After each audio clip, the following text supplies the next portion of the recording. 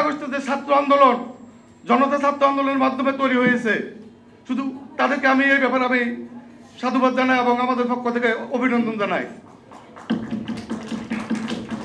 প্রিয় উপস্থিতি, আপনারা আমরা সকলে জানি 2009 সালে 25 ও 26শে ফেব্রুয়ারি একটা বিদ্রোহ ঘটেছিল। আসলে না, এটা কোনো বিদ্রোহ না, এটা একটা পরিকল্পিত হত্যাকাণ্ড। তৎকালীন সরকার এটা একটা পরিকল্পিতভাবে হত্যাকাণ্ড করেছেন, যে হত্যাকাণ্ডে আমার 57 সেনা কর্মকর্তা সহ সর্বমোট 74 জনকে শহীদ করেছেন। এতে তারা ক্ষান্ত হননি।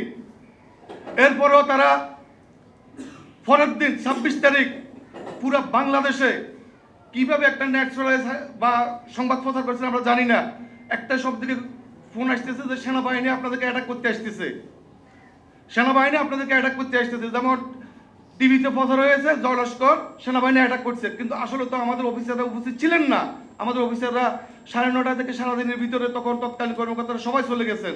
চলে যাওয়ার পর আমরা সবাই ওখানে এলোমেলো বা আমরা সবাই সাহস হারিয়ে ফেলি।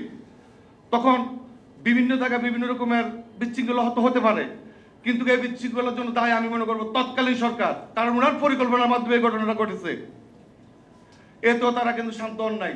দেখেন, এই আপনারা সকলে জানেন এই ঘটনাটা কিন্তু পিলখানা ঘটেছে না, পিলখানা ঘটনাটা ঘটে নাই।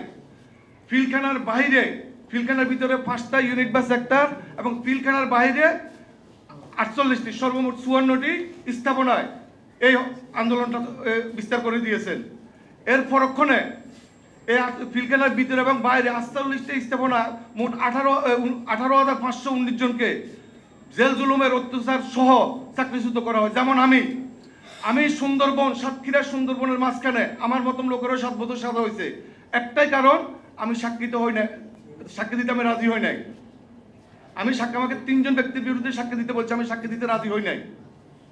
তো এখন আমরা আপনাদের মাধ্যমে আমরা এটা জানাতে চাই যে আমাদের পিলখানার ভিতরে বাহিরের জন্য যে স্বাধীন তদন্ত কমিশনটা গঠন হয়েছে, ওই স্বাধীন তদন্ত কমিশনটার ভিতরে এখানে একটা প্রজ্ঞাপন জারি হয়েছে। প্রজ্ঞাপনের ভিতরে আপনারা দেখবেন উমো নাম্বার একটা সিরিয়াল।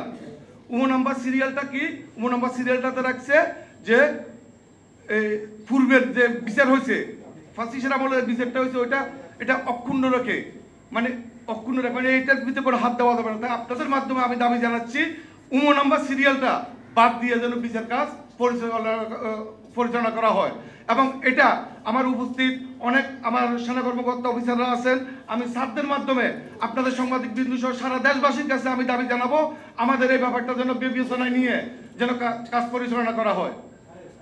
এবং আমি আরও দাবি জানাচ্ছি এই স্বাধীন তদন্ত কমিশনে আমরা আরও কিছু লোক অ্যাড করার জন্য, একজন মানবাধিকার কর্মী, একজন শহীদ পরিবার থেকে একজন, মানবাধিকার কর্মী থেকে একজন, এবং আমাদের বিডিএর শহীদ পরিবার থেকে একজন, এবং সুশীল সমাজ থেকে একজন, সাংবাদিক থেকে একজন, এবং অবসরপ্রাপ্ত বিচারপতি থেকে একজন।